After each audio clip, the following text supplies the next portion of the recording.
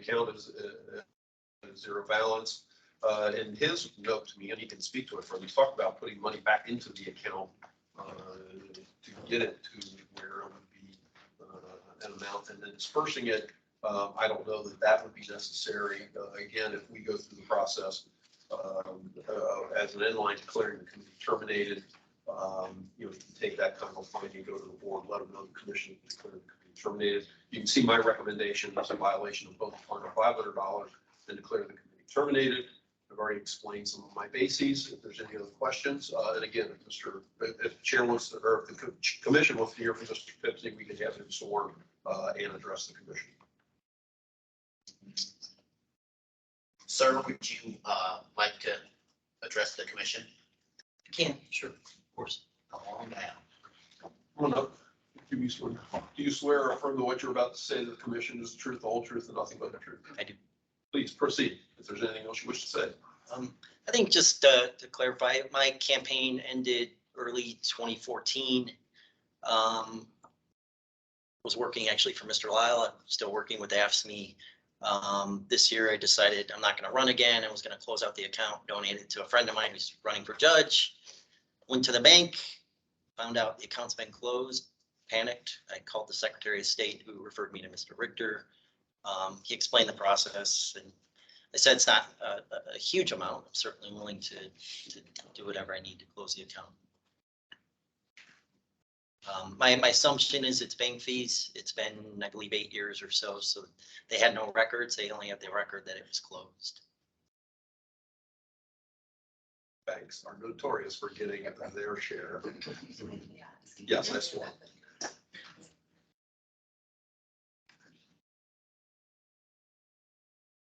Any other questions for the commissioners? I guess I have one question. How long after you filed your campaign finance report, maybe back in 2016, did you see that there was a reconciliation problem? I didn't even look. When I opened the account, I asked for a no interest accruing account, so I wouldn't have to report. So I wasn't making expenditures. I just kept reporting the same forward. Okay. So I only found out now because I wanted to help a friend who's running for judge, so I wanted to close it out. Thank you. Any other questions from the commissioners? Is there a motion? Mr. Chairman, I'd like to move that we find that there was a violation and impose $100 fine and determine that the committee is terminated. Second. There's been a properly made motion that's been duly seconded. Any further discussion on the motion? If not, all in favor, please signify by saying aye. Aye. All opposed, same sign. Motion carries by a vote of 6-0.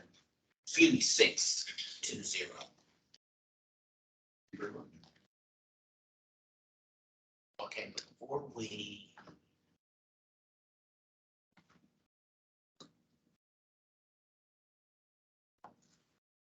Would you like me to get Mr. Chris, yes, please. Thank you. Chris, is there any visitors on the? There are not. There are not.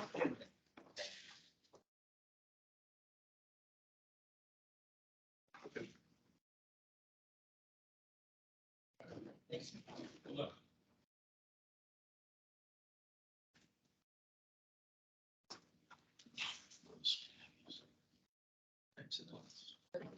Yeah. That's Want to fall at my age.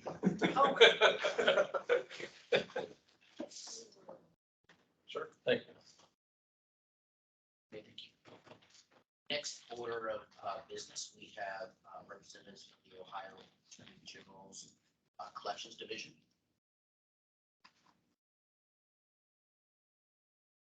Thank you. Gentlemen, please come up. Mr. Chair, members of the commission.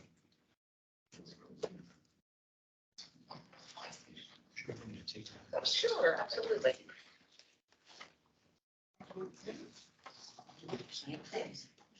Thank you. A couple of months ago, a request was made to get an update as it relates to the commission's collection situation on matters that we've sent over to the Attorney General's office. I arranged it for today. We have Andrew Littlefield and Chris Ward, I believe, from the Attorney General's Collections Division, who Chris and I regularly work with in terms of moving matters forward. And so those are the two gentlemen that we have here today. And I'll just allow them to go ahead and make their presentation as they wish. Excellent. Thank you, Commissioner. Today, we'll start with Andrew Littlefield, who will discuss the current condition of the collections that are with our office. And then what I'll do is just very briefly go through the packet that I just passed out, to discuss some changes that we'll be making going forward. So mine will be based on a one-page memo. Before you start, let me just say, you sent me the materials this morning. I have not circulated it to everybody. That's fine, because it was last After minute. the meeting was done, I was gonna send it, and I will reach out to you. Because, and looking at the part that you have some, as it relates to, releasing some of those. Right. I want to talk with you about that. There are some others that I know that are in there that we need to release. Perfect. I'm sorry, go ahead. Oh, not a problem. It's just basic overview of the number of accounts we have certified to our office, where in the office they are, whether they're out to special counsel or third-party vendors, or within our office itself for collections. The last certification has been a while because I think it's all about the before time and after time of COVID. And I know the last time we had a discussion with the commission, we were discussing about getting some of those old accounts cleared out. And that's what Mr. Richter was discussing, I think, previously, that we'll work on getting those. Just a brief overview. According to your MOU, which is, it's kind of old from 2011, 2012. It's a 15-year MOU. Write-off period for the MOU, and 955 of those 1,158 are over the 15-year threshold. So that's something Mr. Richter and I will be working on. The basics, last year we collected $59,561. And currently from July 1st to today, $3,965.35 have been collected.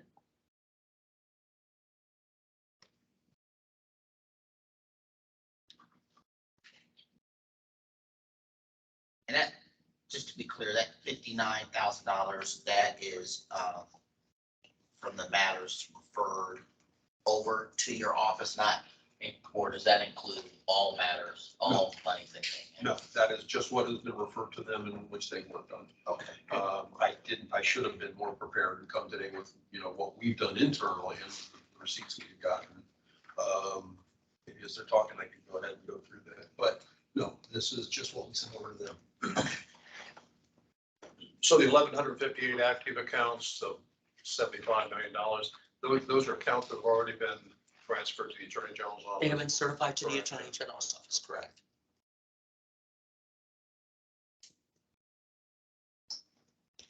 How does our historically, how does our collection rate compare with the collection rate of other commissions and agencies? You're a unique commission because something We can like be, to think that. because Thank you.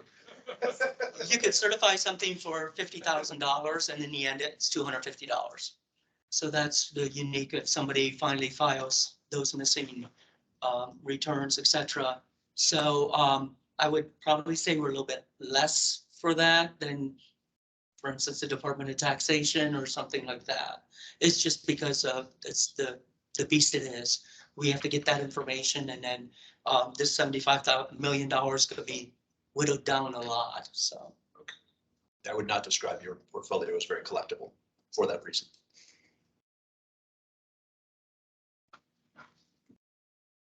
So, fiscal year 2022, you collected about 60 grand. Mhm. How much did it cost for you to do that? I guess we're not going to say it would cost us. That's the cost of time. It cost us people work time on and it. effort. I don't believe we would have the data in our current system for sure. It's an older system that we could track that. Obviously, letters are sent out. That's stamps for that, paper for that. People making contacts or attempts to make contact, yes.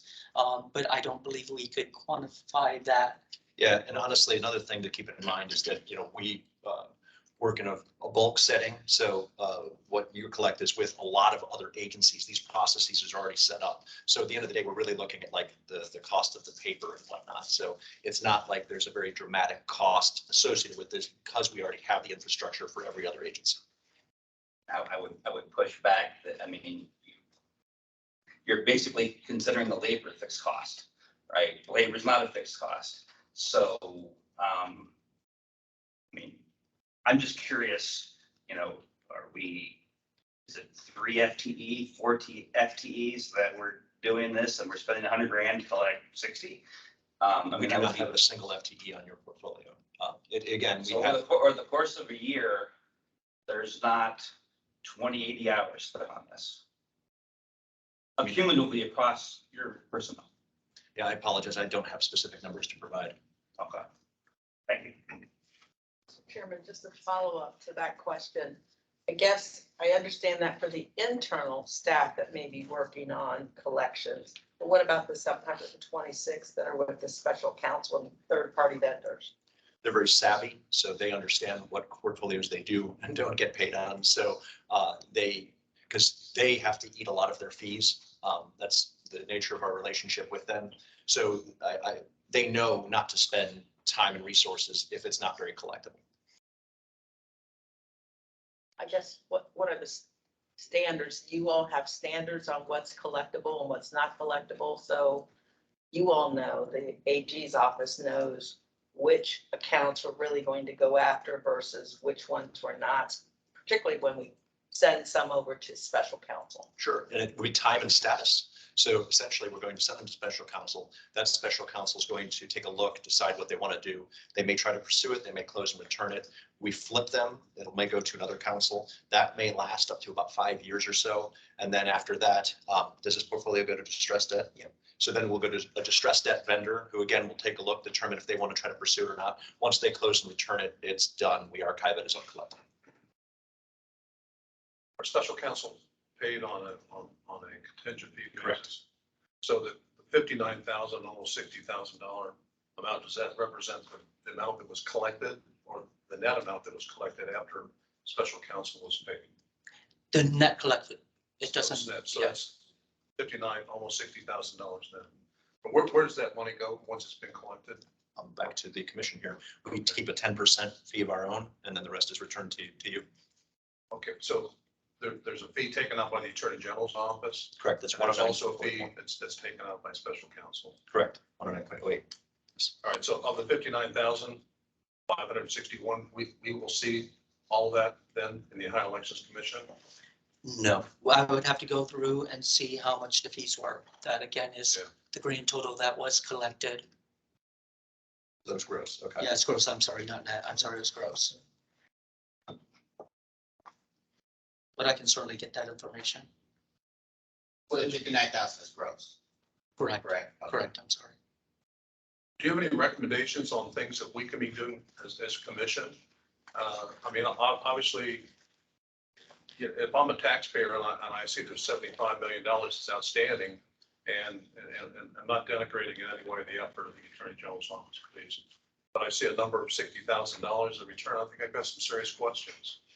I mean, so are there things that we can be doing, to improve that number? It's just going to depend on your priorities. So if your priority is collection, if we could get solidified amounts that are not subject to change, that's going to help. That's going to improve our ability to collect these. However, if that's not your priority, I would certainly not recommend it.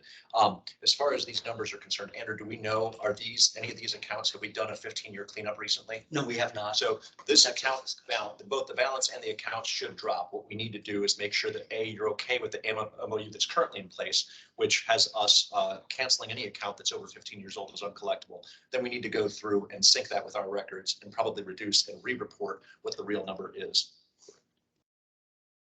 May I say something as well regarding that, Mr. Chair? Sure. As far as the $75 million that's sent over for collections, a vast majority are those matters that we have $25 a day, $100 a day. And so by the time we send them over to the Attorney General's office, let's say this report was 2 years, 3 years old, and $25 a day, you're looking at about $10,000 a year. So you're sending over for 20,000. Or if you've got one that's 100,000, you're sending multiple ones this way. We're sending over a batch of referrals, and the total collection on that one might be $3 million. But once they get to the AG's office, and the AG gets a hold of them, and they get to the Board of Elections, and they file the reports, we reconsider it. Now we've collected $100 or $500, as opposed to 75,000 that we sent over. So that 75 million, most of those are from those $100 a days that we're never going to collect on that amount. So that's kind of why that number is as large as it is. Well, for example, we have 10 today at 19.9 plus $100 a day with reconsideration. So in reality, if we sent those all over to you, that's $200,000 plus. And then we might end up collecting $200. Depends. I mean, I know we have seen, I feel like we have seen over recent years an increase in the amounts that you've been able to get. Because I don't know, how long has it been that you guys started attaching tax returns? Miscellaneous, it's been a while. Yeah. For the miscellaneous tax, yeah, we Yeah. look, if we have a social security number, we'll offset their state of Ohio taxes. Taxes, lottery awards, we're now going to offset even sports gambling winnings, Yeah. casino winnings, all of it. Because when we first started doing this, well, actually going back to the beginning of the commission's time, probably back to the 70s and all through before we became an independent agency, that wasn't an option that was available. And so I know that has led to, I think, an increase in collections for us when they're able to do that. And that, yeah, the whole 19,000 isn't going to get collected in a situation like that. But I feel like I've seen substantial amounts that have come back to us from that situation, from those situations.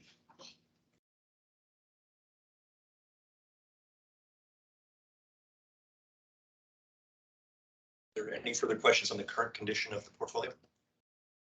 If not, if I can, Well, hold on for a second. I would say the executive director, so you can, I think it would be helpful to kind of get a feel for the numbers on our side as well that have not gone over and how much we collect for people that do pay.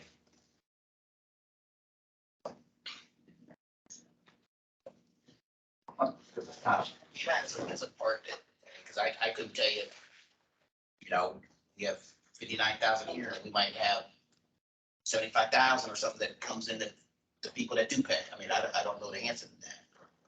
That would make me feel a little bit more knowledgeable about this. So you have, out of the 432 and the 726, how does that correlate to the 75? How much, 75 million, right? How much is being internal and how much is special counsel, third party on a dollar value? And then secondly, of those collection numbers, what portion of that's collected internally and what portion is collected with special counsel or third party vendors? I can get you that information. That'd be helpful. Yeah. Mr. Chairman, may I ask the director a question? Mhm. Our internal process, how many times are people reached out to before we turn things over to the AGs, or is it a time period? Our normal process is after you make a decision, we send out notice saying, here's the fine amount that was imposed. Before we then send something over to the Attorney General's office, we will reach out with what we refer to as a 15-day notice that says, if you don't pay this, we're going to refer you one other time. And I couldn't tell you exactly how timely that is when we don't always do that, but we'll do that. And then the process will go to, and what we have found through the years is that 15-day notice, particularly for the $50, $100, those fine amounts, we found that to be very effective in getting people to react that way. Sometimes on the bigger ones, but not necessarily as much on the bigger ones, on the per diem fines. And so that's our normal process. Do we have metrics on the percentage that we collect internally versus those that get referred to the AG's office? I have never prepared those, no.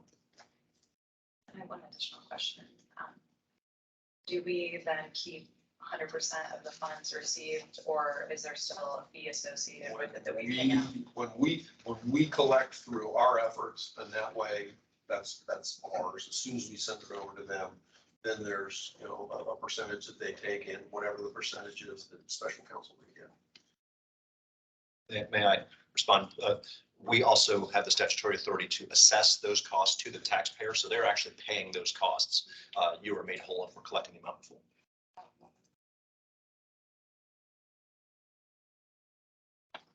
I have one additional question, Mr. Chairman. Sorry, I'm going to get cut off. Go back to legislative days here.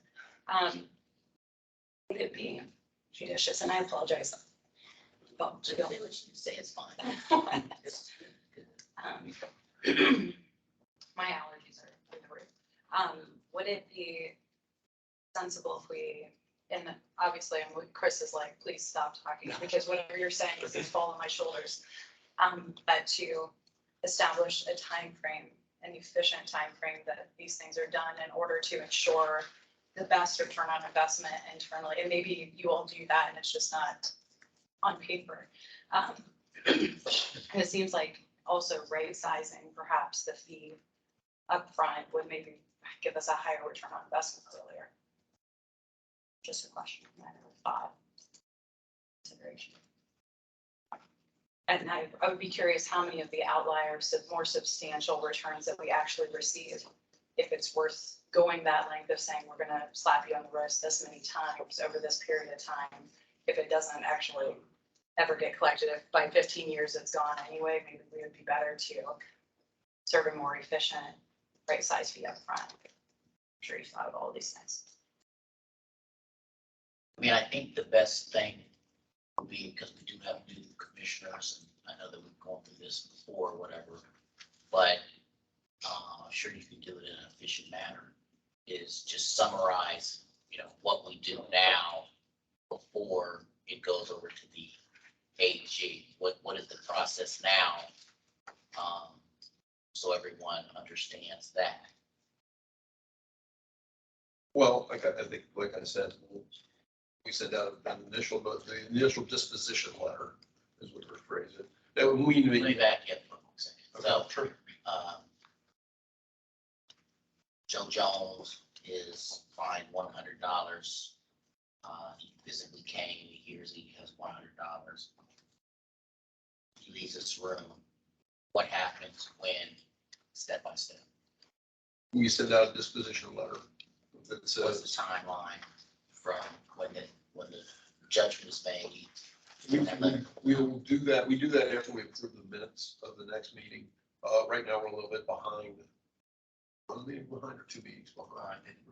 2 meetings behind. So we're a little late right at the moment getting those out. But normally what it'll be is the decisions today would be approved, the minutes would be approved at next meeting.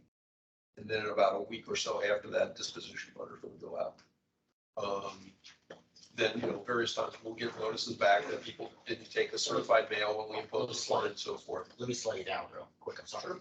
Go ahead. This is executive director, this may go back to my 6'6". And so when that notice, you know, like disposition letter go out, what does it say? What is it, what type of call to action does it have for the individual? And what are the potential payment methods? The disposition letter states essentially what the commission did. You know, some cases it's, we dismissed it, other cases we, you know, found good cause, or it will say we imposed a fine of $50 or $100. You know, and it also goes through the per diems and says if you have a per diem, you know, if you have a fine amount, for per diem, you know, we direct them back to the Board of Elections to file their report first before they come to us seeking reconsideration. But it says, you know, if your fine has been imposed against you, then, you know, pay pay to the Elections Commission fund. And obviously our address is on the letter that goes out and gives them direction to pay that amount back to the Elections Commission. Okay, so they have to write a check and send that. Correct. And I have not done it in the last year or so, but at one point I did try to work through the treasurer's office to look into whether we could do electronic payments, et cetera. And considering the amount that we get back in, I didn't think that it was financially feasible to do that based on the conversations that I had with, I think they directed me to Key Bank. I'm not trying to say anything negative about Key Bank or anybody else, but when you looked at what it was going to cost this commission to do that kind of thing, it just would take an incredible amount of money. It was like $5,000 or $10,000, which, you know, considering what we bring into the Elections Commission fund, to me, it was just too much to do that. So, yeah, they've got to write a check to the commission before they, you know, in order to do that. Like I said, I haven't checked, you know, I haven't gone back to work through the treasurer's office in a while to see if anything has changed. But the last time I did that, it was totally unfeasible. Okay, so let me bring you back on tax procedure. So, the disposition letter goes out with instructions on how to pay. What will be the next correspondence or step after that? When the person has not paid, not received, or what's the next step? The next ultimate step is sending it to the Attorney General's office for collection, but before we do that, we will send out what we refer to as a 15-day notice letter that says, hey, more or less, hey, you know, we previously notified you that you owed us a fine of this amount. If you don't pay it to us within the next 30 days, we're going to refer you, 15 days, we're going to refer you to the Attorney General's office. And, you know, and again, give them instructions on paying the commission the fine amount that has been imposed. Okay, so I want to make sure I understand this. So disposition letter goes out. And then from the time of that letter, 15 days, or we give Time of the letter. from the time of the letter? Correct. Okay. Then a notice letter will go out, we've not received your payment, or whatever it is. Okay, Right. May I ask a question? hold on, let me kind of, All right, Figure it put me out. on the back burner. yes, okay, got it.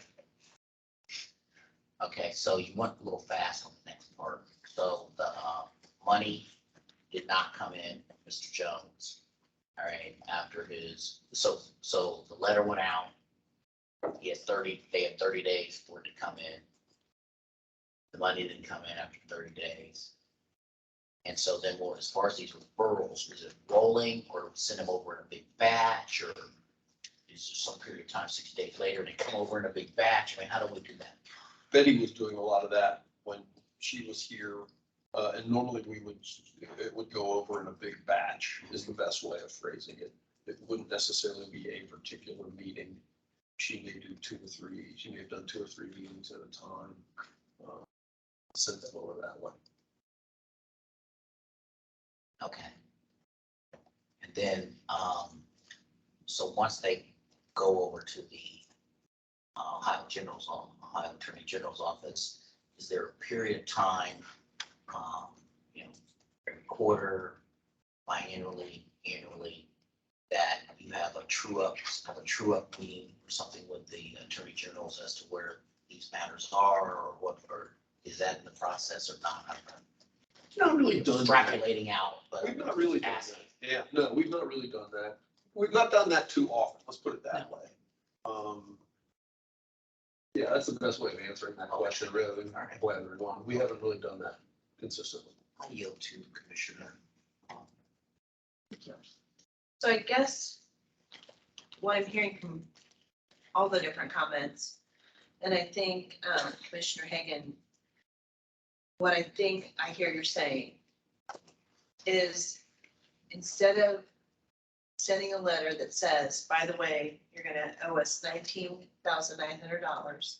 And we're also assessing $100 penalty every day. You're saying, send them something that says, here's your fine, $500. Because when they see 19,000, they're paralyzed with fear. They don't know what to do. They're saying, I don't have that, put it aside and hope that it goes away. So if we said you owe $250 and you have this amount of time to get in compliance, or it'll be revisited, it'll probably be another $250 or whatever. You're saying to make it more, more achievable for them to send that $250 in, and then we go from there. Is that what I? Yeah, based off of the recommendation of the AG's office to give a more solidified amount up front, which is what I heard for, like, if we're really gonna collect that money, let's be realistic. And instead of saying we're gonna slap you on the wrist every day for 1,000 days, and we have this, you know, aspirational goal of collecting this amount because they've been so far out of compliance that we want them to know that's bad acting. If the reality is we're never gonna collect that money anyway, go up to them upfront with ease of payment options. And I was just looking at Square is a great app, and my small business side is coming out because I was talking to my husband on the way here. He was billing for a job that they did 3 months ago. We know that's a no-no. The longer away from the job that the invoice is received, the less likely it is to be paid in full. And that's just a reality of doing business. So I think the same is true here. If we even allow for an option, people are in person, they were able to pay their fee on the spot. And I don't know the logistics, if that's impossible, because then they won't file their paperwork with the board. If you need that carrot in essence to wipe the fee away once they've done the paperwork plus the fee. But if it is collection, then prioritizing ways that they can pay initially makes a lot of sense, and make it a reasonable amount that actually will get paid. Because they don't realize, I think a lot of times we do see reconsiderations come through, but a lot of times I don't think they do realize that all you have to do, you know, we have said for the whole time I've been on the commission, we are not punitive. We are not here to punish. We are compliance, you know, oriented. We want them to comply. We want them to get back into compliance and have everything, all their ducks in a row. But they don't know that, especially if they don't show up here and sit through the process, they might not know that. Right. So, I mean. It's very intimidating. Yeah, it's very intimidating. And, you know, my husband's an attorney and he would say people are really scared when they go to court. Why are they so scared? I said, you go every day. They may go one time in their life. So the same thing with this. They may not, you know, they may not have understood. They may be scared to admit they didn't understand how to do it.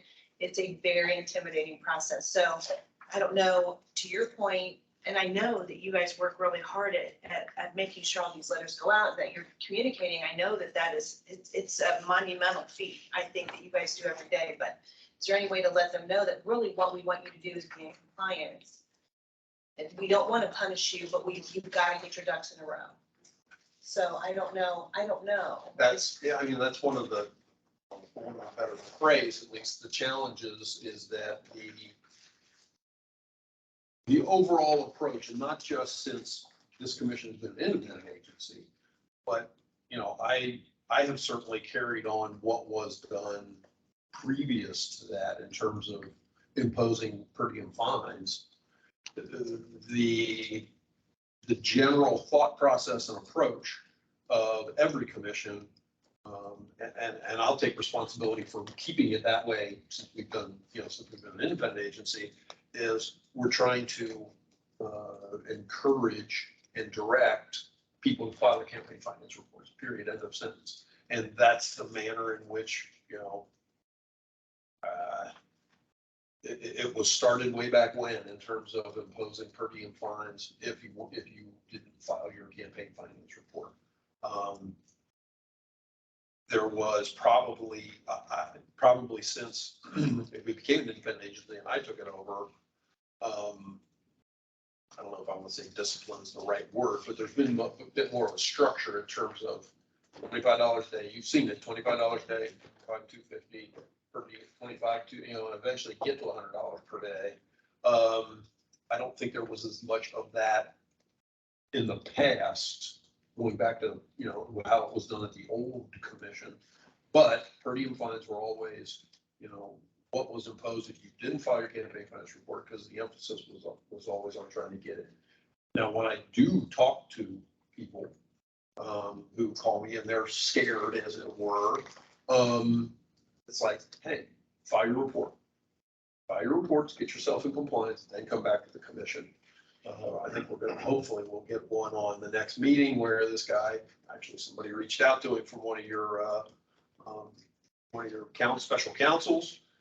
It's like, hey, file your report, then come back to the commission and request readings. Well, I did file reports.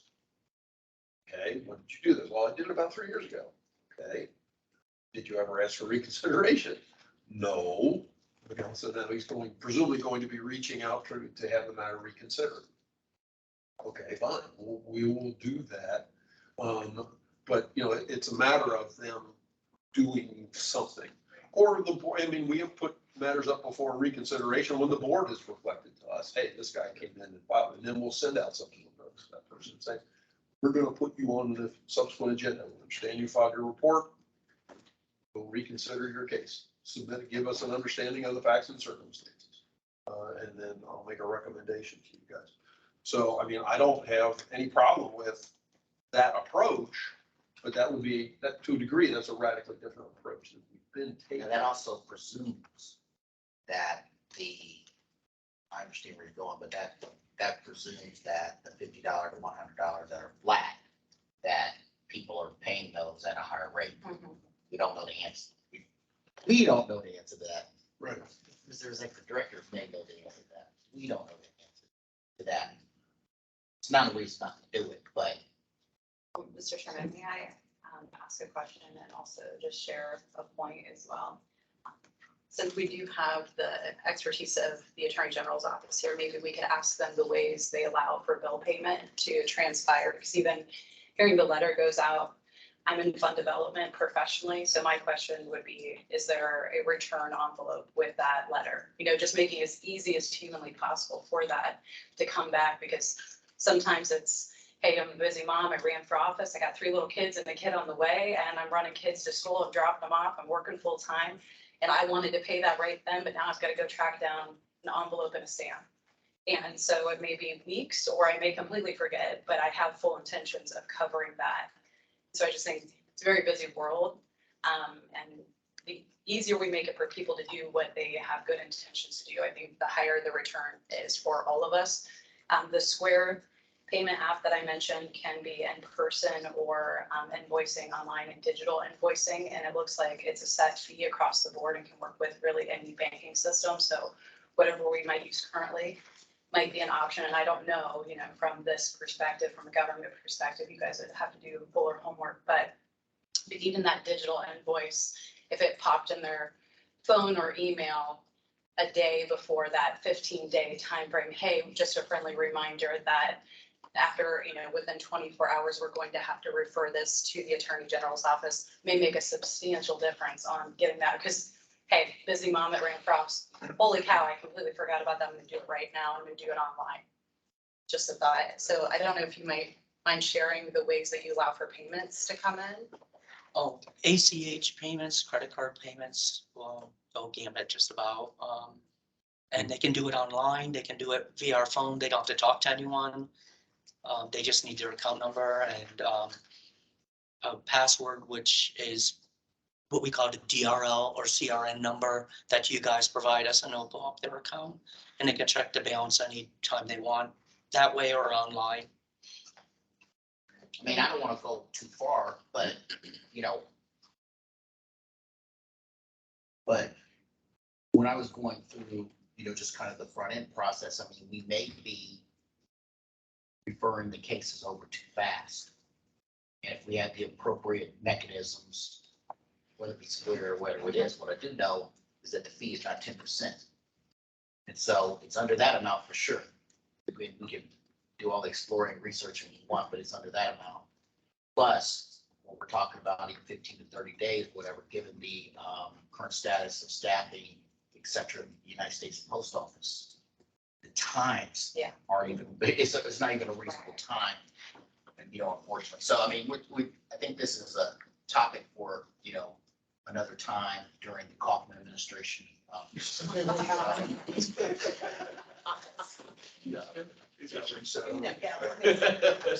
Chairman, But, Mr. go ahead. Chairman, I have a question. So Please. I agree with what everybody's saying about collecting. Should be easier, should be an amount that, is palatable to folks.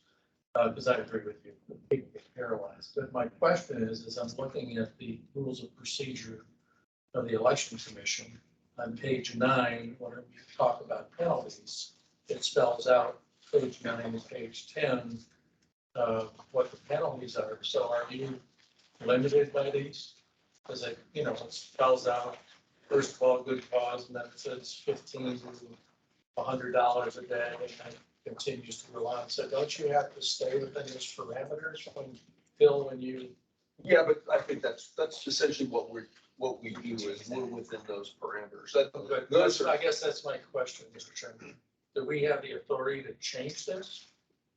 Those are mainly what, I'd have to look at it again. It's But just pretty rules much those, of procedure of the. no, Right, those are generally a repeat of the statutory provisions that that's what I figured. do outline what our fines are. Right. You know, We between can't change 15 that and as a 100. committee, right? I'm just saying we should be mindful of what the code says, is what I'm saying. Oh, yeah, Yes. right. Yeah, we can't change it to it. Well, I mean, Well, there's a high and a low, so you can charge what I'm reading, could charge either $15 or $100 a day, but you still would have to charge at least a minimum of 15. Right. Based on this. right, that's because the Correct. statute, what the statute says is if you are late, or if a report is not filed, the commission has the ability to file a fine of up to $100 per day. Correct. And so that's where I put the 15 to 100. Right. Because at one point, we had talked about doing just $15 a day, but eventually we settled on to $25 for the first level of imposing a fine on a per diem basis. And that's kind of where that comes from. So, yeah, we could change Yeah, there's a lot enumerated in here, so. and that's mainly just a repeat of this. It's mainly just a repeat of the statutes. Okay. Because the statute's obviously control, because we've had that situation where somebody's 1 day late. And, it may be somebody who's had 5 different priors, and the last prior was a $500 fine, and they're 1 day late. Well, I can't impose a fine of over $100 in that situation. Maybe just 3 days late, it can't go over, even though the general approach that I've always taken is fine amounts will double the more time you are back before the commission. But if you're only a day late, I can't double $500 to $1,000. It's got to be $100 fine. That's the max we can do. And so I've always made sure I'm living into not only those, but what the statutes restrict us with it and keep us with it. That was my only concern, in compliance with the statute. Go ahead, and then Sure. after, the commissioner, Tomar speaks, whatever, just any more questions for the gentleman. Yeah.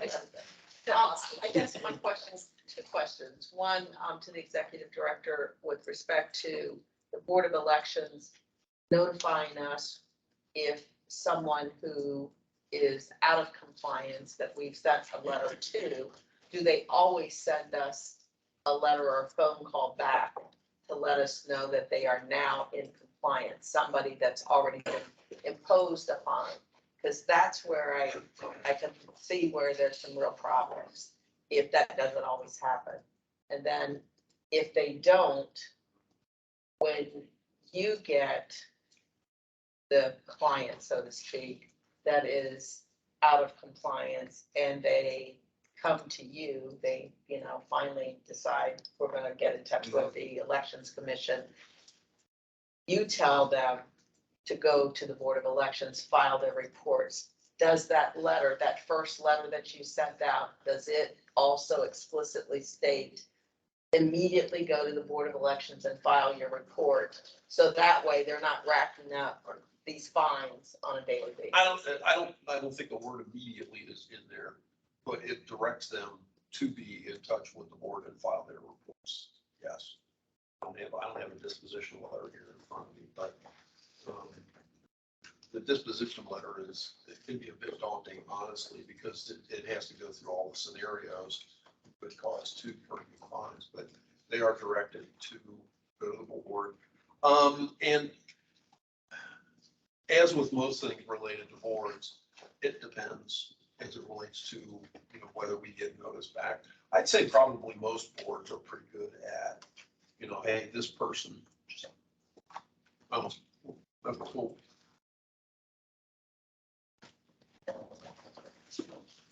You can read it if you want. Disposition. Oh, Yeah. long letter. Most boards are pretty good about getting back to us when they have a situation like that. I can't say that all do. But most boards, you know, Cuyahoga, you know, who sends us more than anybody else, Cuyahoga, Summit, Hamilton. And even some, and it's not just the bigger boards, some of the smaller boards. That one you're looking at there, my recollection, Mr. Barker actually, I think he's with, it's Ross County, I think. The board notified us first that he had filed his report. We sent out notice, and I think he sent his response in. There should be a response in there somewhere. He sent his response in based on us setting it for your consideration and gave us the explanation as to why his reports were not timely filed. You know, so most boards are pretty good. Not everyone does though. But, you know, under that set of circumstances, if we don't get it, you know, then it's up to the person to you know, reflect to us that the reports have been filed. And like for today's meeting, actually all of today's cases are out of Cuyahoga County. So in one regard, it was really simple in terms of the notice I sent was to the lady in Cuyahoga that I regularly work with. Just said, hey, here's all the ones, you know, update me. And, you Is know, there a requirement that they notify you within a certain period of time if a campaign committee has come into compliance? Because I still believe, and it's all dependent upon the relationship you have, and if there's no deadline for them to get that information in to you and to, you know, resolve this, so to speak, so we can stop the daily fines, then that's a problem on that side. And then if the person doesn't know that they need to go directly to the Board of Elections to take care of the situation, otherwise the fine is going to keep growing. They're gonna bury their head in the sand and think it's gonna go away. which I've had stories related to me about, oh, I was so worried. Yeah. Don't worry, just go ahead and get And it then you've filed. got two entities you're dealing with, the treasurer as well as the candidate. Um,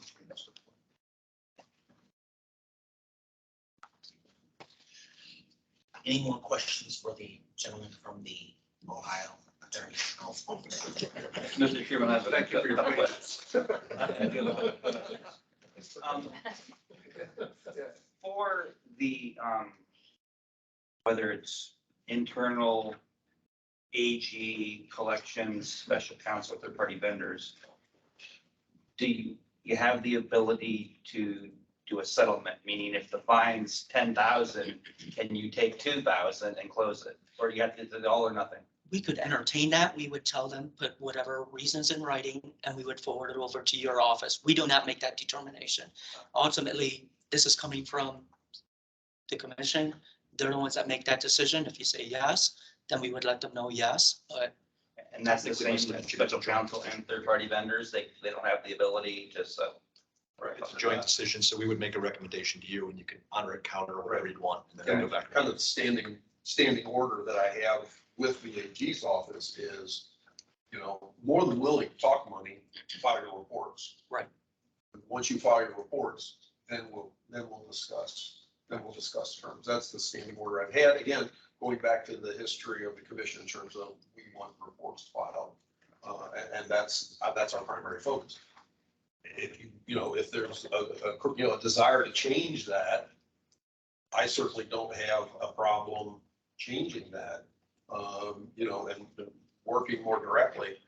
But generally speaking, and again, this stems not just from, from me doing this over the last 26 years, but that's always been the approach from, as my understanding from the beginning of the commission was, file your reports first, get your reports filed, and we'll talk resolution of financial resolution of the case after the reports are filed. And if they have a problem with filing reports, then you get a situation like we dealt with the first two cases today, where, they come to the commission, we'll declare them in compliance or declare their committee terminated so that they get that kind of a resolution. Now, these folks hadn't been referred yet. They're coming in separate, distinct. They haven't had prior matters before the commission.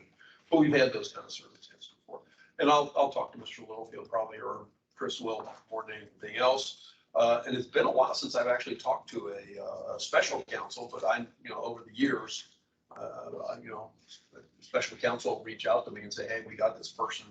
What do we do? Hey, I have to file a report. Once I file the reports, then whatever you could work out is fine by me, especially when it goes to special counsel. I'll say, make sure you get your costs, et cetera, covered first. And, we'll, if it resolves the matter, that's fine for us. But, special counsel, get them covered, get your guys covered first. And we'll take whatever we can get out of it. We want to make sure reports are filed. That's always been the approach. Just last question I have. For the special counsel and third-party vendors, what is their commission typical? Third-party vendors, 21%, special counsel's a third of the first 25,000 certified. After that, it drops to 10%, and there's a sliding scale that goes all the way down to 6%. Thanks. I will quickly interject too. I wasn't totally ignoring everybody while I was looking at my stuff here, but looking at accounts, which is 56,000. 59,561. 59,500. The commission in fiscal year 2022, the commission received $42,125.06, which is as I went back a number of years, the second highest amount that the commission received in the last 5 years. We got $52,000, $52,500 in 2021 revenues. And prior to that, it was much, much less. It's in the 20,000, 19,000 range in terms of what the commission has received on matters sent over to the AG's office.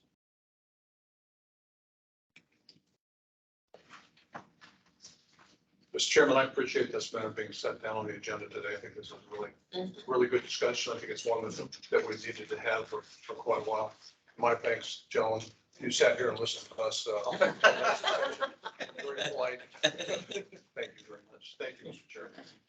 If I may, there's one more matter I'd like to call your attention to. It's just the PowerPoint that we sent over. I won't bore you by going through all of the details, but the long and the short of this, I'll draw your attention back to the 75 million that Mr. Littlefield reported. So as we discussed, we have an MOU dated 2011 where we're supposed to actually cancel that debt after 15 years. Our system is so archaic, we cannot do that on an automatic basis. And of course, Mr. Littlefield, he and his staff get slammed with issues. So we're not very good at shoring that up. However, we're moving to a new system, which is what the PowerPoint is reporting, which will help us. It's going to provide many technological enhancements that we're very, very happy with. Again, feel free to go through it at your convenience. But what I would like to do is draw your attention, and I apologize, there's no page numbers here, but essentially starting 7 pages from the back or so, there are going to be differences in how we're asking our clients to certify the debt. There's going to be a new file format that will allow you to report much more information than you have previously. And then there will be a new system as far as how it is certified to our office. So with your permission, I would like to set up, I assume, Mr. Hughes with a positive, Mr. Richter as well, with a meeting with our operations staff. We can go through what those changes are. I don't need to necessarily bore all of you with the details, but happy to answer questions if anybody has them. Yeah, we've done some of the basic setup on this, but honestly, I haven't followed up on it as much as I should have. Okay. Because I know this has been about 6 months that this has been. Correct. Yeah. So this is relatively new circumstance. So, yeah. Now, this will be something new for us on certifying, how we certify them over. So it's a new file format that you'll be using. And then, yes, we're going to request that you use FileZilla to certify it over. It's free, Okay. but it's a SFTP product that will, it's secured, it will, and then, yeah. Kind of streamlines the process a little bit. Correct. Awesome, that's really good. So is there, do you have a card? Is there any way that we can reach out to you directly to discuss or? Yeah, well, I don't have a card. I will write down my info for you and I'll get that over. That'd be great. Thank you. Thank you. I have his contact info. Oh, yes, for sure. Yeah, yeah, And I'm, I know. we're not as regular, I'm not as regular with Andrew as Chris is, but, still in touch. Excellent. Yeah. And I'd say too, thank you guys for all your efforts, on the commission's behalf. Greatly appreciated, for me at least, knowing that when we do some stuff over there, that it gets taken care of. Absolutely. I think that's all we have. Okay. Thank you. Thank you very much. Thank you.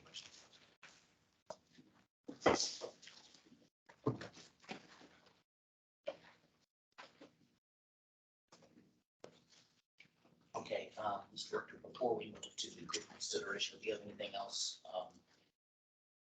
With the rest, right? I don't think so, no. I got those, the AG's office has always been very good to work with, for us, as we've gone through the process. And like I said, if the approach I'm repeating myself, I appreciate it, but the approach I've always taken is file reports first, and that's been the focus of the commission. If you want to change that a little bit, I certainly don't have any problem with that. That's, that's why you guys are the commission, and I'm just the executive director. To try and focus on maybe some other ways of not necessarily just collecting, but making sure reports get filed, because like I said, it's always been, reports filed is the critical aspect, for the commission. That's always been the approach. Phil, do you have resources in the office? I know that when I came to the commission 4.5 years ago, that didn't have people. So Yeah, it's tough right at the moment. It's tough right at the moment, yes. But is that part of the reason? Yeah, but we're going into the budget season. Are we asking for additional resources? I anticipate doing that, yes. And I just went through, Chris and I both went through training on the new budget system that OBM has put in place. And I feel like it will,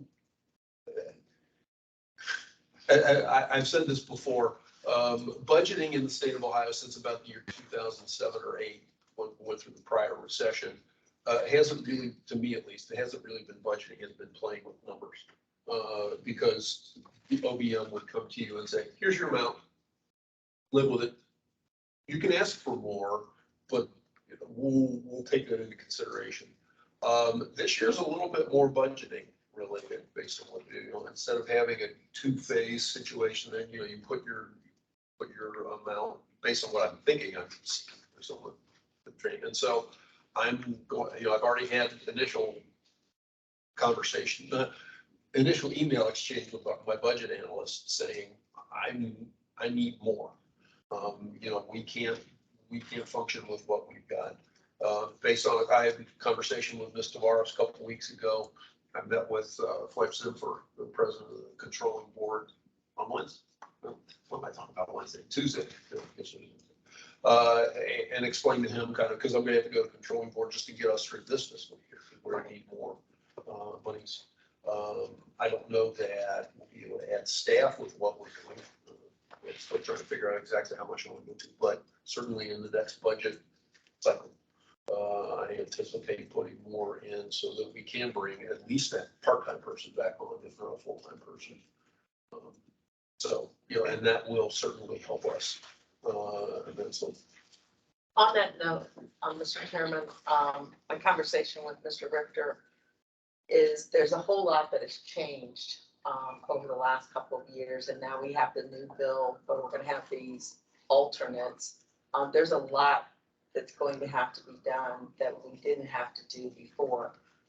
The justification of another staff person is critical for this commission to operate as efficiently and as effectively as we wanted, regardless of whether or not we maintain this notion of compliance being the number one goal of the commission, you're gonna have to do things in a timely fashion. With two people doing all of the work it's next to impossible.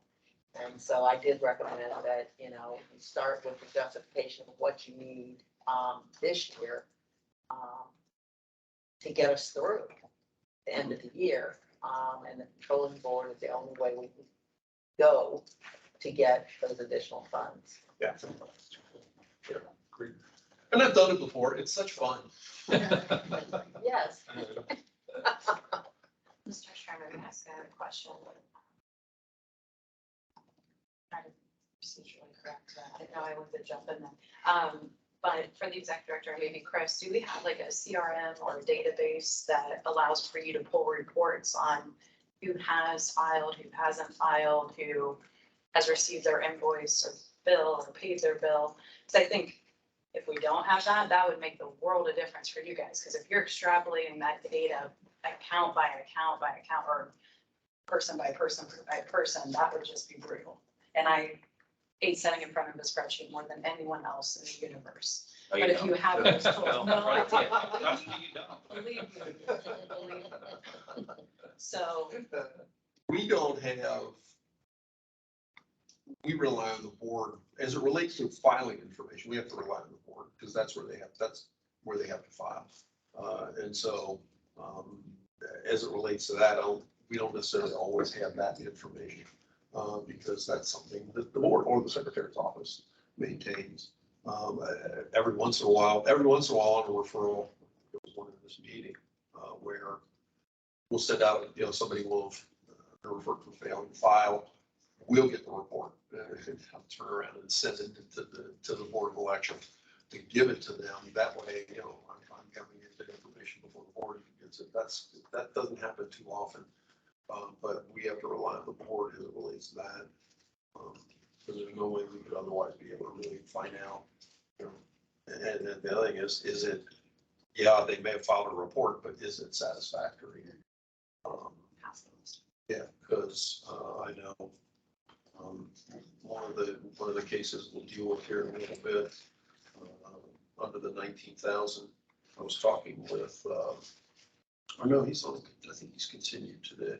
The gentleman who was on the continuous list, actually, who has a long history before the Cuyahoga County Board, who I have talking to the person I talked with up there, he's actually running for Congress. Item number 25, I think. 25, yeah, no, not Lewin, it's Brewer.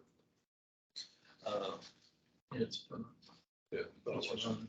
on. Anyway, Yeah, well, we used to be. he filed up the board of elections. I talked with the staff, he tries to do something, he filed, you know, but it's like, it's not even close to being right based on the last thing he submitted. And so that's the kind of situation you consistently run into as well. So you can have the best CRM and that's out there on the market, but you're only rely on what has been given to you, which is sometimes you're at the mercy of how many different board of elections. Each county. Oh, I thought there were some that had more than one. Okay, my bad. I knew there's 88 counties. Lorain County has two separate offices, Okay. unless they changed the last time I had a conversation. But, you know, they're pretty good about keeping everything in line. Whatever I hear from Lorain, I don't hear that much. Where I think all the campaign finance reports go to one particular office. That's the only one though, which I'm aware that has two separate places, two separate locations. So 89 different ways of Yeah. people doing their records and sending them to you. And many are antiquated. And even our own. I was gonna say, I can change that most. Yeah, I are remember antiquated.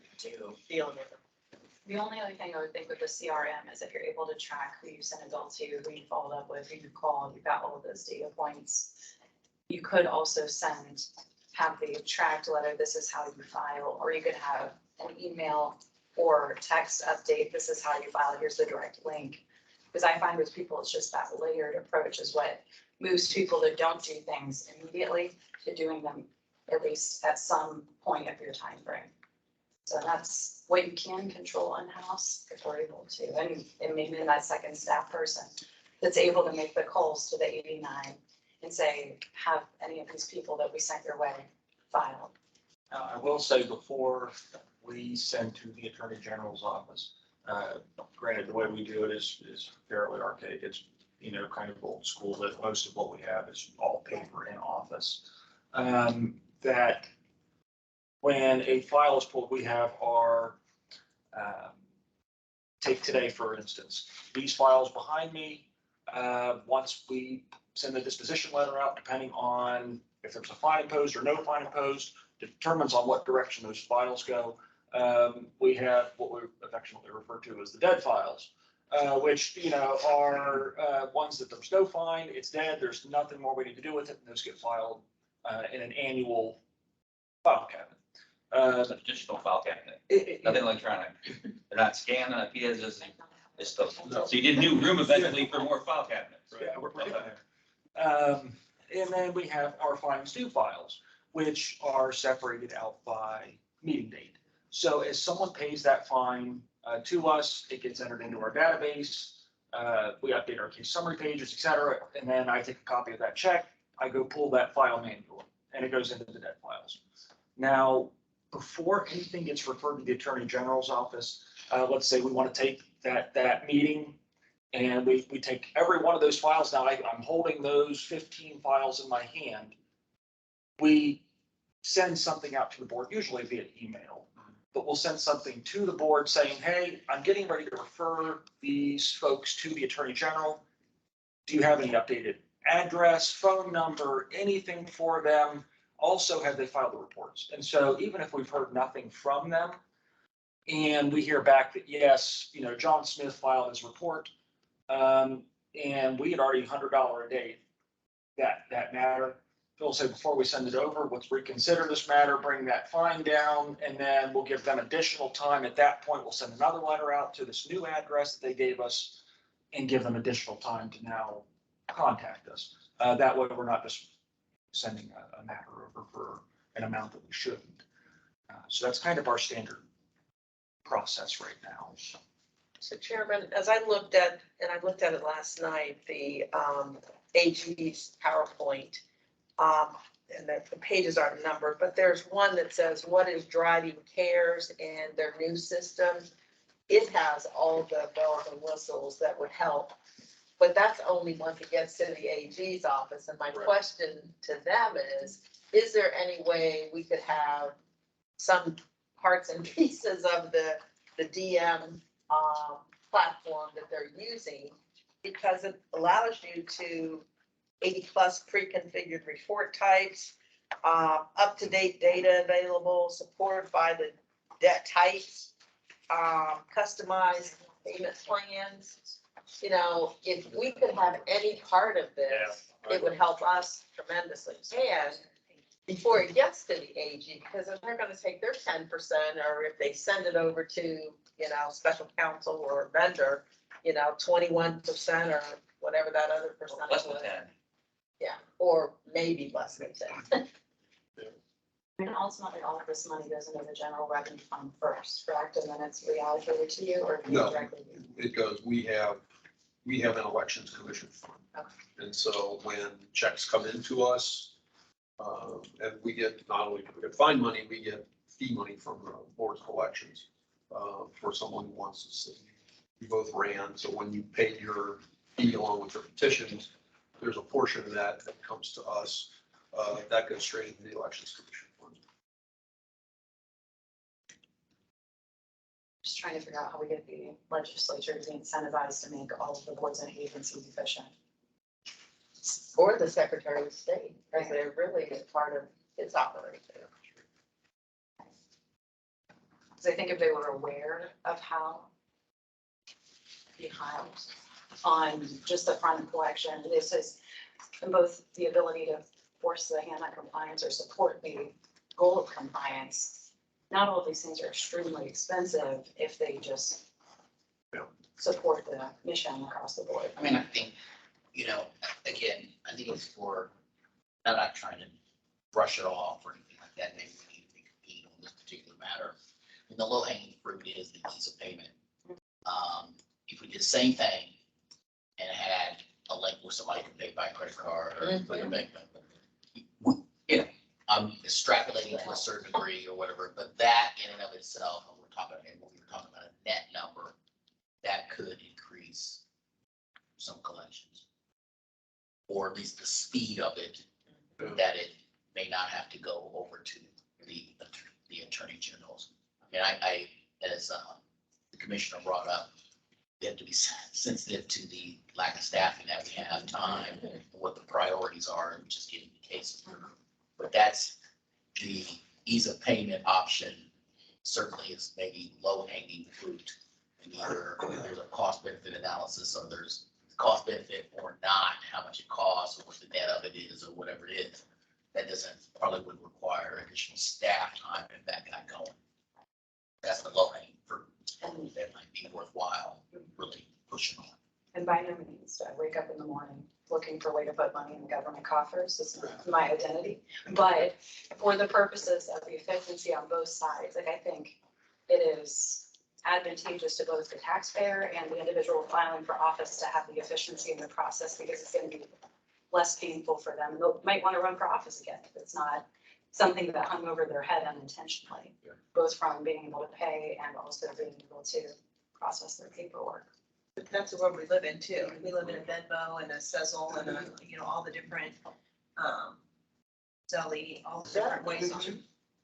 So, I mean, and I think if it is something that is cost prohibitive, how do we look at, if it's a fee of 3%, if we take a credit card payment, then that goes, you know, just so you know, you'll be assessed a fee and it automatically goes on and they end up paying their own fee so that we don't have to do that. And so then we're getting their money that they're, you know, for their fine, but also they're covering their own costs too. Yeah, that, I didn't discuss that when I had those conversations, but it also that wasn't presented to me. You know, when I had those conversations, like I said, I wish I could remember how many years ago it was. Not like it was that long ago, maybe 4 or 5 years. Well, things Long are time in time, technology. yeah, It things is. have quite changed. I don't Digital disagree with payments you right there. now, so. But I was People just wave something past their right away. Yeah. I was almost offended by how much it was going to cost us to do that. Because it's been suggested to me to have the county fund, because right now we get checks from the 88 counties. You know, I'll just, you know, have them do an electronic transfer and they, oh yeah, we can do that for you. And here's how much it's gonna cost. So, Yeah, you can do it directly. no, I'll just keep taking checks then. Yeah, I mean, you know, yeah, it's the old fashioned way. And I reached out to some county auditors at that time. And there were a couple that were like, oh yeah, we do that already with, that sounds great. And there were others that bit my head off and said, you have got to be kidding me. We could never afford to do that. We can't set up a system like that. That's just crazy to think that we're gonna pay you in that manner. Well, the other thing to consider is just the generational difference of who's running for Right. office, because I still have a checkbook. I'm old school in that way, but I can tell you most of my generation doesn't even know how to write in cursive, let alone use a checkbook. Or, That is not a special.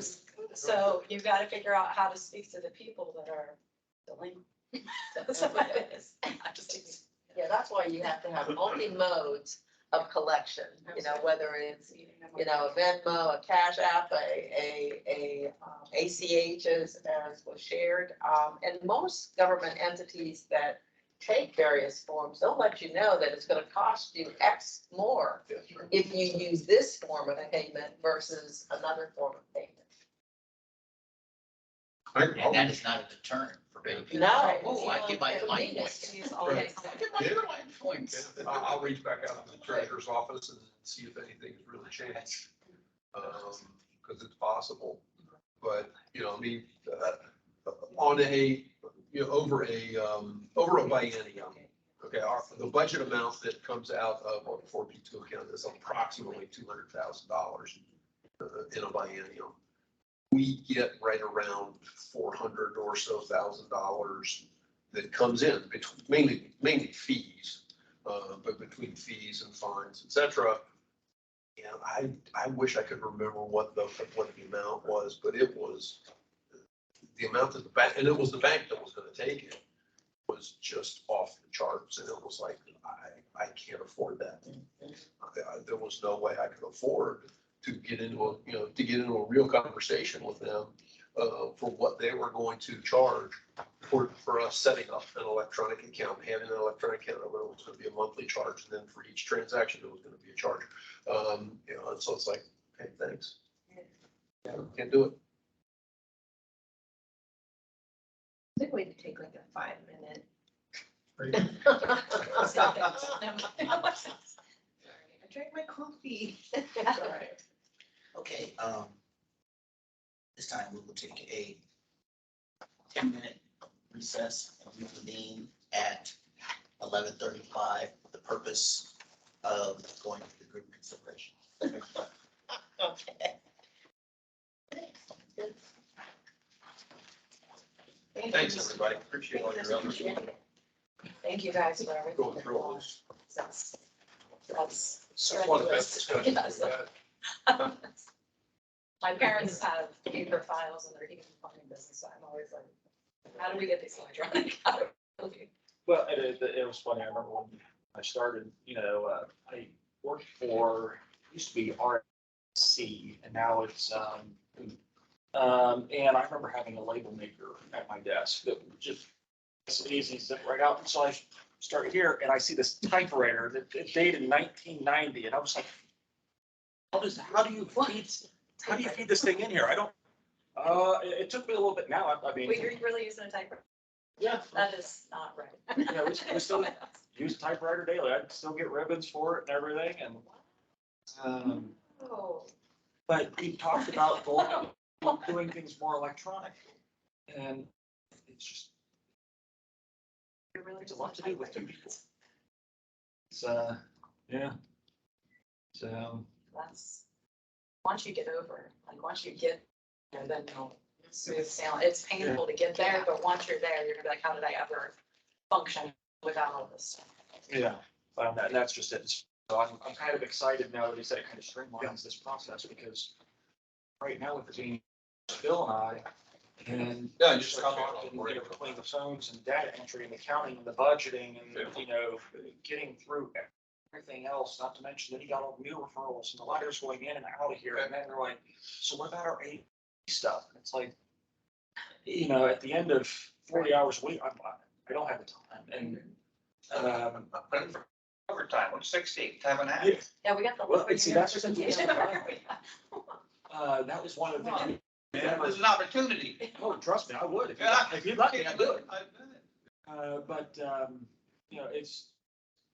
they pretty much said, well, 40 hours and that's it. And so Betty used to handle them. And the old way, because she would go in and, the way it is, if you had John Smith, she'd take out one meeting's worth of files, and she's going through and checking, and she'd go, well, John Smith was on that meeting, and he was on that meeting, and he was on that meeting. Well, instead of sending him over 5 different times, let's just combine everything onto one and send it over at once. So then these 10 files now turn into 50 files. So one batch would take her 3 weeks, 4 weeks to get over. I'm like, and that was her specifically working on just that. I'm like, "Oh my God, so much." Not funny. Am I to read it that you're not being successful? Oh, while I'm doing this, You too? did, I said it to like all the little kids when I first meet them. Sat next to them. You too? Yeah. Yeah, it really, really confused some of them. And I really play it up to the adult. So as a bit of an adult, you're like, I'm getting old enough now that that actually is funny. So unfortunately. Where is South Carolina? Don't worry, I'm fine. I'm very Oh. It was nice. We just all yes, and I apologize. when I- I said they were emailing me, I'm not for either, so I just called both and see, I probably won't be able to get the parking because it was a weird situation. But I'm not. I had a preliminary. without that, so tell all these ones. So, But right that's in the middle of it, because and the other I prep think I time just is wants us to important. travel. Just, Right. And then go back and say, oh, hey, maybe get done by the way, to shit, something. Yeah. we already paid you for this travel. So Got 2.5 weeks. See, it was bizarre, they didn't, they said phone up that, but not. yeah. I'll get the process. We were prepared for that. Oh, yeah. Probably There's 17 of them. It's just that first day I wanted to make sure. DC, Well, It's been a while since. I want you to know the mileage. It's not, you know, I swear, I said it all the time. 200 miles round. Oh, no, I know, I know it pretty well. I've been in my career all the time. He's not shy. So, yeah, I'm hoping that. So, you know, this may take a year or two. The travel authorization will approve, and then I can do the. Ring is the board when you start. So.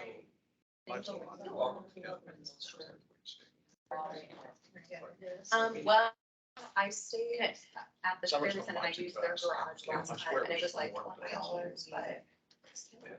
I'm going to your hotel. I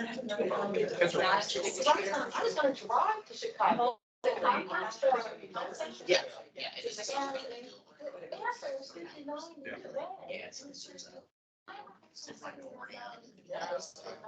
How's your fault? Yeah. It's so crazy. They're trying to get it any way they can because I was visiting a friend. And we stayed. But it was like $60 a night. Yeah, Cleveland, Ohio, $60 a night for parking. I'm like, what is parking? It's like, we travel for administration nationwide and. They're like, I get it. Oh, that's what I do. That's like, we're not even really accessible to guys. We don't want to. I think that they do that. Right.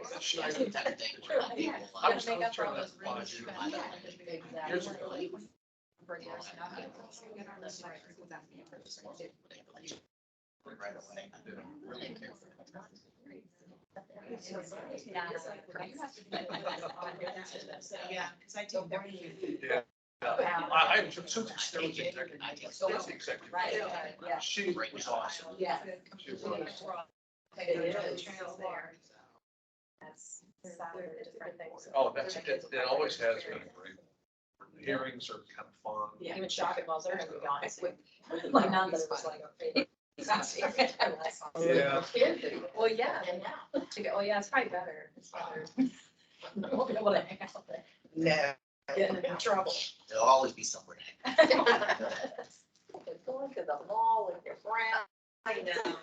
That's the health is outdoor now. Yeah, but don't, you're still gonna be friends. Yeah, you do. Yeah. But so much online that they can't keep the brick and mortars. I rebuke the online shopping like the devil. Yeah, I tried to. We're like, let's go electronic and also we will never. Still, well, you'd be surprised, but it's, you know, it's omni-channel. So you gotta have the most accessible retailer have brick and mortar online, everything. Yeah. Yeah. And people are, you know, like they go in there and look or whatever, make a decision, purchase online or go in. Whatever. That's why, you know, at the places, they have the option of like picking up at the store. Right, right, because I've done that with, because there aren't many pennies. Yeah, we lost. This is a sore subject. Our little mall's about to be torn down. It's the. Wow. I'm short memories. And they have the cheapest smoothies within 25 miles and gone. No more date nights for us. There's some reasonable ones here in town, movie theaters, don't it, in Canada. All right. I'm going to be, right, we're gonna call the meeting back to order. And Vice Chair Kaufman is going to be subbing in for me for consideration, to illness. Mr. Richter? Yep. Can we just dive into the, We just, let's get going. I will go ahead and lead in. First group at the bottom of page 1 are the matters that have already been withdrawn by the Board of Elections. They don't require any further action by the commission. Case numbers 2022 R-263, and 2022 R-266. The board has withdrawn those. We're just merely acknowledging them for the purpose of the record. No further action is necessary. The next group would be dismissals. We have two of those. Correct. Items number 60 and 66, case numbers 2022 R-256 and 2022 R-262. Mr. Guarnieri, well, both of them are situations where the matter's been resolved, for want of a better phrase, a couple of years ago. And I got back in touch with the Board of Elections. Between either us not getting the necessary information to the board as it relates to Mr. Guarnieri, or the board overlooking prior discussions that we had as it relates to Mr. Johnson, in terms of not further referring to him based on his history and their understanding of his situation there. We dismissed and terminated Mr. Guarnieri's committee a couple of years ago. We got notice that he not only had moved to California, but was also suffering from Alzheimer's at the time. And so hopefully this will be the last time we see those names come before us. But the board has withdrawn them, so we would need to act to dismiss those two matters. We do need that? Correct. Okay. Yes. So in the two cases, 2022 R-256 and 2022 R-262, do I have a motion to dismiss? Okay, I have a motion and a duly seconded. All in favor of dismissing those two cases, signify by saying aye. Aye. Opposed, same sign. That motion passes 7-0. So the next category is good cause cases. I'll let you go ahead. Why don't you go ahead and read them, and I'll be available if anybody has any questions about any matters or wants me to speak further. I will gladly do so, but otherwise, go ahead. Perfect. Those cases are 2022 R-201, 2022 R-215, 2022 R-216, 2022 R-218, and 2022 R-220. Mr. Richter?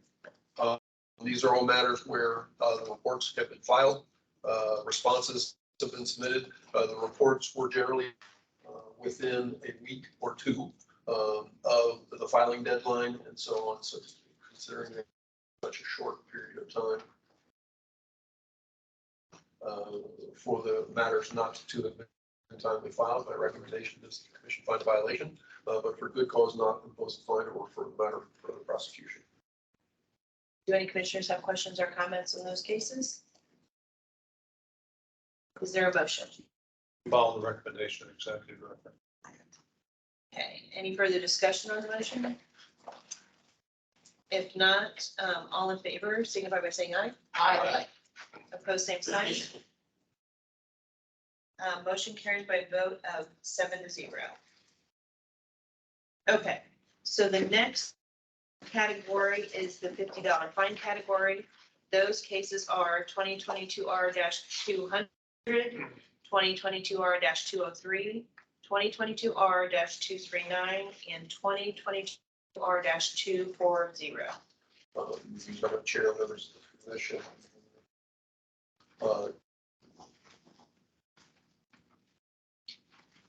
Bear with me for 1 second because I thought. In here in front of me. These are cases where matters have been previously before the commission. Reports have been filed, responses have been submitted. In the past, they may have been a good cause, or based on the explanation provided, I thought it was worthwhile to only impose a fine of $50. And so that's my recommendation. Okay, do commissioners have any questions or comments on these cases? Hearing none, is there a motion? I'll move the recommendation of the executive director. Second. Having a motion that's been duly seconded, are there any other questions? If not, all in favor signify by saying aye. Aye. Opposed, same sign. Motion carries by a vote of 7-0. The next category is the $100 fine category. I just went over, you saw me walk over to Vice Chair. Let's deal with everything but item number 18. Let's go ahead and deal, all those are the same, so let's deal with everything but item number 18. Okay, those cases would be 2022 R-210, 2022 R-29, 2020 R-222, 2022 R-225, 2022 R-236, and 2022 R-249. Mr. Richter? These are cases where reports have been filed, but generally speaking, but where no response was submitted to the commission that would allow me to make some sort of a recommendation. I don't know why the report was not timely filed, those kind of circumstances. So my recommendation here for each of these cases is that the commission impose a fine violation because the reports were not timely filed, but impose a fine of $100. So any commissioners have questions or comments on these matters? Hearing none, is there a motion? I move that we accept the recommendation of the executive director. Any further discussion on the motion? If not, all in favor signify by saying aye. Aye. Opposed, same sign. Motion carries by a vote of 7-0. Now I'll go ahead and speak about item number 18, Justin Seabury Gould to 2022 R-214. We received a response from him yesterday. He was 2 days late in filing his report. It should have been moved up to the good cause category. I forgot to do so. I apologize. And so for that particular case, my recommendation to the commission is to find a violation, but for good cause not impose a fine or refer the matter for further prosecution. I had in my conversation with Mr. He commented, if you look at their explanation that I gave to you on the updated ICW, he made a couple of different references in terms of asking that the matter be dismissed. His attorney indicated some sort of professional concerns that he may have about fighting against him. I said, sorry you were late, but I'm going to recommend good cause. Because you were 2 days late, you did submit a response because up until yesterday at about 2 o'clock, it was $100 fine because I didn't have a response from him. I gave him the explanation of, here's the general circumstances under which I operate. If you're a week, 2 weeks in that time frame and you give me a response, I'll good cause it if it's the first time, which it is. If it's beyond that, the likelihood of a fine goes up, depending on the circumstance and the explanation.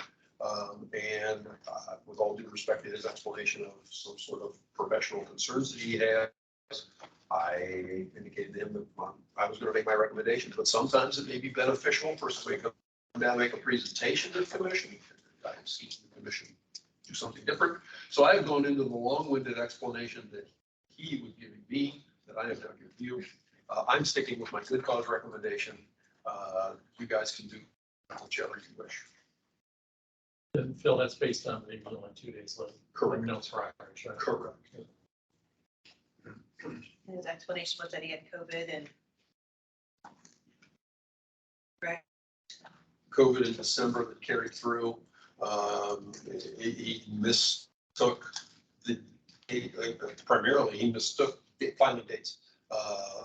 The petition filing date was February 2nd, whereas the campaign finance filing date was January 31st, as it always has been. And so he filed on February 2nd. He was 2 days late. Any other questions from commissioners or comments on this matter?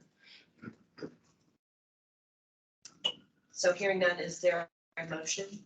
Will we follow the recommendation, executive director? Second. So we have a motion that's been seconded. Any further discussion on the motion? If not, all in favor signify by saying aye. Aye. Opposed, same sign. Bless you. Thank you for patiently listening to me. Go ahead and roll. It's a good explanation. Motion carries by a vote of 7-0. Okay, the next case is a reconsideration, for us to reconsider case number 2021R-109, consolidate with case number 2022R-44, find a violation and impose a fine of $250. Mr. Richard. In this particular case, this report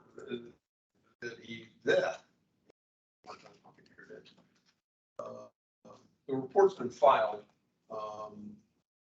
as it relates to the late filing of the 2021 annual.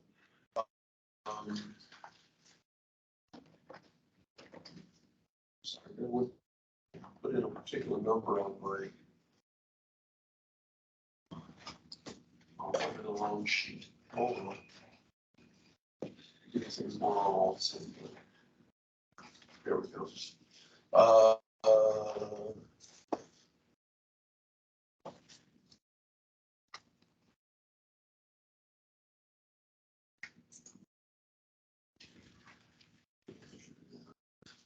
Yeah, this is the one where the guy was referred for failing to file the 2020 annual, which we made a previous finding on. And his explanation was this referral from the 2021 annual was made while he was being audited for having filed the 2020 annual late. And so all that didn't get taken care of until July. So that's why I'm recommending we reconsider the prior case. Why, you know, since he already had a prior finding for the prior matter acted on by the commission where he didn't timely file his previous report, but subsequently was filed. He's now terminated, but you know, he's got two times where he was not timely in filing reports. So my recommendation is, as listed there, reconsider the prior case, consolidate them together, find a violation, and impose a fine of $250. Okay, for Bradley J. Dykes. For Bradley J. Dykes, Okay. 2022 R-244. Okay, Correct. perfect. Okay, so any questions from commissioners? Hearing none, is there a motion? I'll move the executive directors. Second. Recommendation. So having a motion has been duly seconded. Any further discussion on the motion? If not, all in favor signify by saying aye. Aye. Opposed, same sign. Motion carries with a vote of 7-0. The next reconsideration case is reconsider case numbers 2020R-222 and 2021R-094. Consolidate with case number 2022R-233. Find a violation and impose a fine of $300 and declare the committee terminated. Mr. Richter. Yeah, when the explanation came in, it talked about the fact that he lived out of state for a few years, didn't keep up with all the filings, but now all reports have been filed, and he wants to terminate the committee. I didn't get the impression that he was in an out of balance situation, but that's probably the case.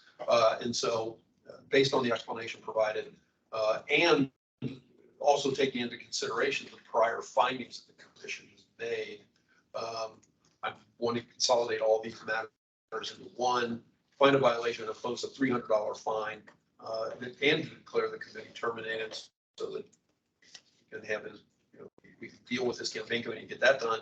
But $300 fine reflects the fact that this is the third referral since 2020 as it relates to this campaign committee.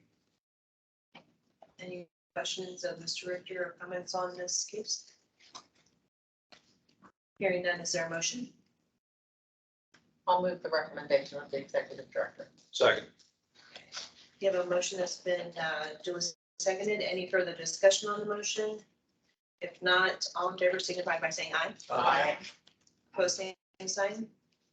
Motion carries by a vote of 7-0.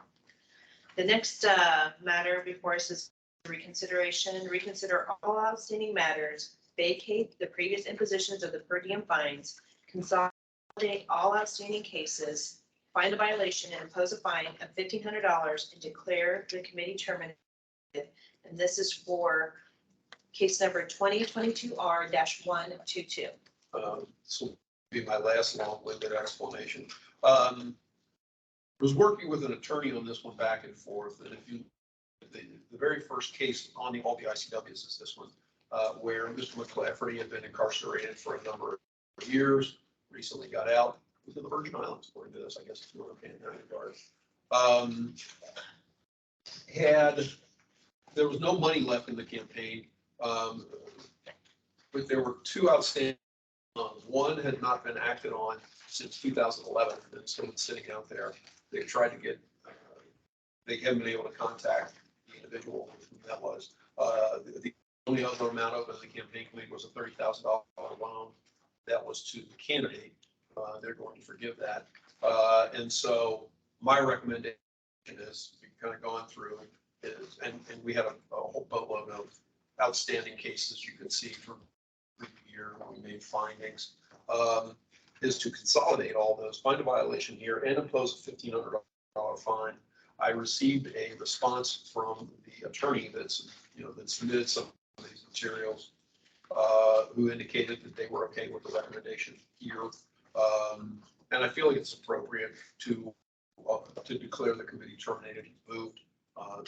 He's got a problem with, getting everything all resolved, and getting to a zero balance that would allow him to terminate. So we'll declare him terminated, and then he won't have any further filing obligations or responsibilities.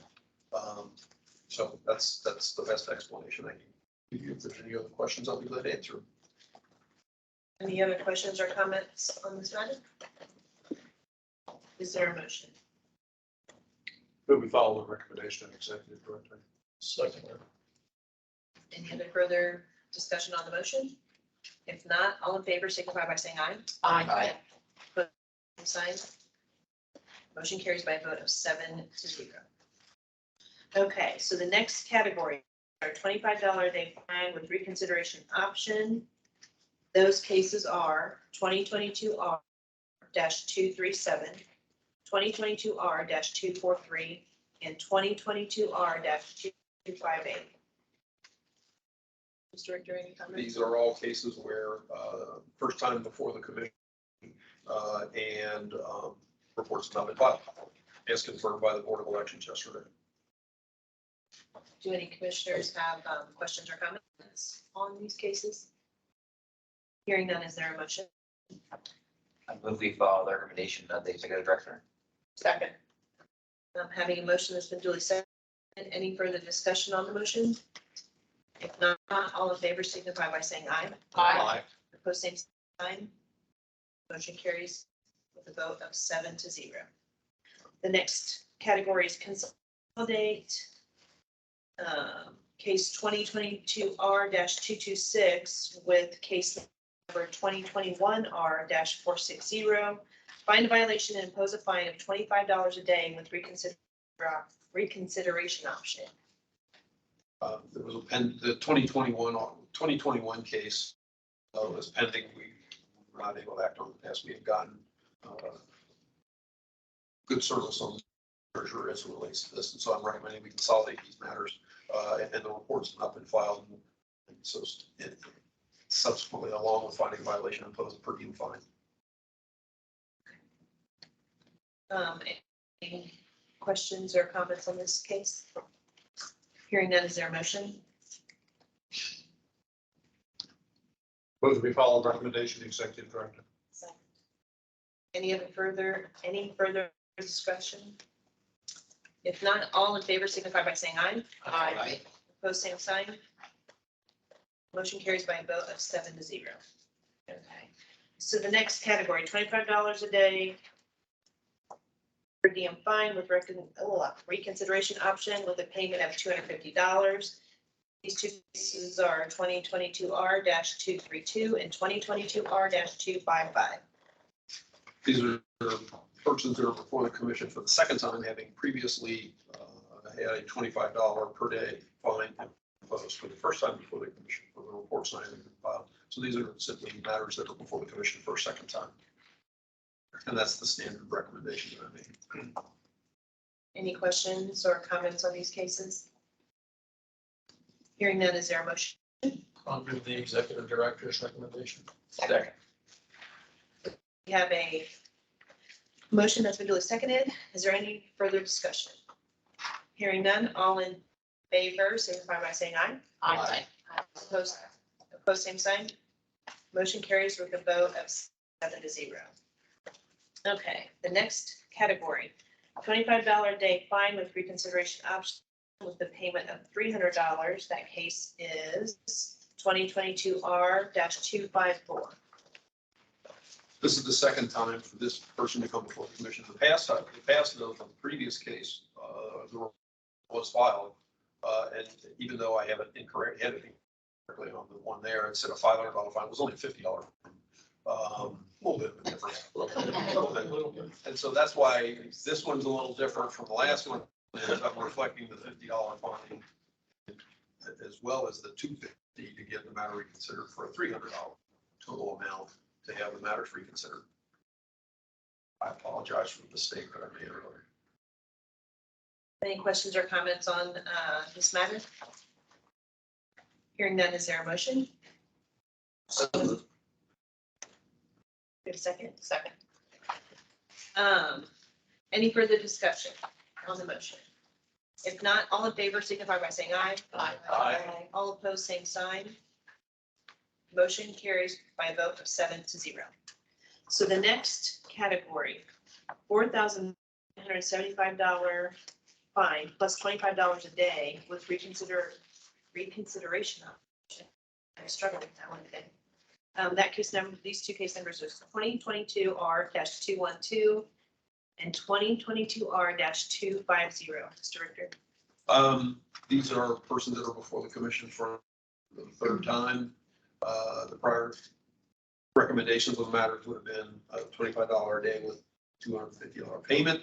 The $4,975 reflects $25 per day from the date the reports were written due, which was January 31 of 2022 until today's date. And I'll just go quickly ahead and say the remaining, after this, the remaining two categories are just other persons that have been before the commission on numerous previous times and have not yet filed their reports. I'll go ahead and answer the questions you may have. Anyone have a question or comment on these matters? Hearing none, is there a motion? So moved. Follow the executive director's recommendation. Second. Okay, having a motion that's been duly seconded, any further discussion on the motion? If not, all in favor signify by saying aye. Aye. Opposed, same sign. Motion carries by a vote of 7-0. The next category is a fine of $19,900 plus $100 a day with reconsideration options. These cases are 2022 R-205, 2022 R-211, 2022 R-223, 2022 R-229, 2022 R-238, 2022 R-247, excuse me, 2022 R-248, 2022 R-260, 2022 R-261, and 2022 R-264. We've heard Mr. Richter's explanation of these cases as well. Are there any questions? Hearing none, do we have a motion? But we follow the recommendation of the executive director. Second. Okay, having a motion that's been duly seconded. Any further discussion on this motion? If not, all in favor signify by saying aye. Aye. All opposed, same sign. Motion carries by a vote of 7-0.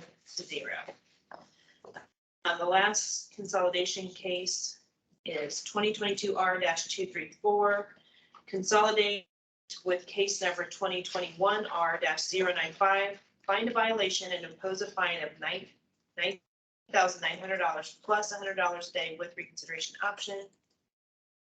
Any comments or questions? Hearing none, is there a motion? I'll move the recommendation of the executive director. Second. Any further discussion on the motion? If not, all in favor signify by saying aye. Aye. Opposed, same sign. Motion carries by a vote of 7-0.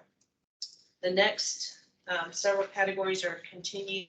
Do I have to read those, Mr. Richter? I'd read the ones for continuing requests of respondent, one request for collections, and the other are all for service. Would you like me to go through the numbers? you would like. Okay, 2022 R-253, 2022 R-213, 2022 R-202, 2022 R-204, 206, 207, 208, 09, 217, 224, 227, 228, 230, 231, 235, 241, 242, 245, 246, 251, 252, 257, 259, 265. And those are all continued, if the chair is so willing, those can be continued by the action of the chair. Right. Yes.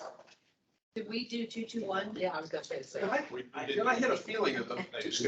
2022 R-221 is included in there as well. Yeah. Where to get them all? Okay. And then the last category is the reconsideration. This is case number 2022 R-006. Am I crazy? No, you have the right one. I mentioned it. Yeah, Mr. Lyle pointed out to me last evening that when I sent the initial meeting agenda, I had some, well, I just not somehow, I just plain simply forgot to include it in the working agenda. I apologize that. This comes down to, this is the third time that Mr. Marker had been referred to the commission. Didn't give much of an explanation in terms of, it was an honest mistake, there was no ill intent, it's now been filed, the committee is in compliance.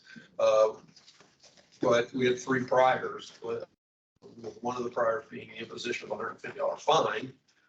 And so taking into consideration the priors, that's the basis for my recommendation to reconsider this matter, vacate the previous imposition of the per diem fine, and instead impose a fine of $400. I am anticipating that $400 would encompass the $150 fine imposed in the prior case as well, if he pays it, which hopefully he will. Any questions for Director? Hearing none, is there a motion? But we follow the recommendation of the executive director. Okay, any further discussion on the motion? If not, all in favor signify by saying aye. Aye. All opposed, same sign. Motion carries by a vote of 7-0. That's an extra one. Okay, at this point, I will turn the meeting back over to Chair Beatty. Thank you very much. Any other business before the question? There is nothing else that I have to bring to the commission's attention. Motion to adjourn. So moved. Is there a second? Second. Could be all seven. I was gonna say, I'll reflect this, Ms. Kaufman second, everybody else. All in favor, aye. Aye. All opposed. Motion carried by.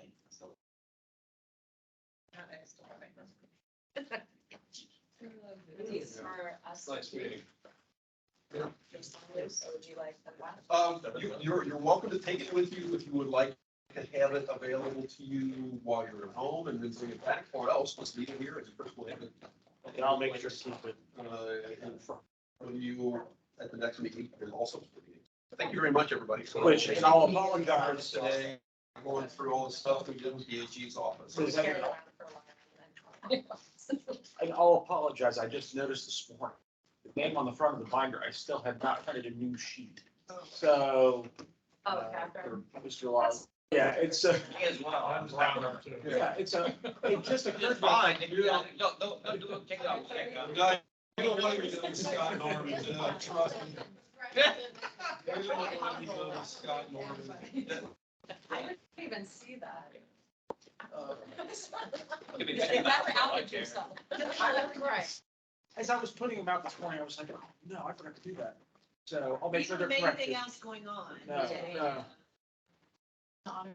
Use that for. That's right, that's right. Just keep it going. Keep it going. It's already been settled, but See you guys. what happened with, the case that we When, had to rush to get it before the election? when we were sent home And at the beginning of the and pandemic, Yeah, they subdivided The governor's themselves. office said Kind of. everybody has to cut their budget by. It was supposed to be split a hearing. And it was like, okay, exactly how do I do that? I said, we got rent, we got, other things that